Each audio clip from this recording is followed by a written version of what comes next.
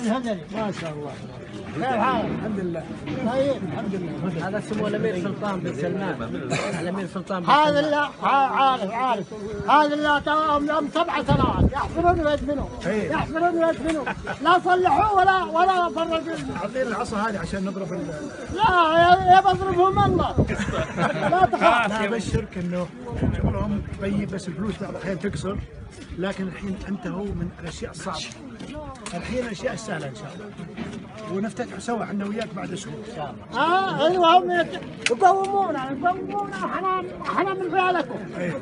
يقومونا يقولون قوموا شوف اخر شيء قوموني من هنا سرقوني 2 كيلو. ليش يقومون؟ والله قوموني يقولون انت ملايق الشارع. لا يا شيخ.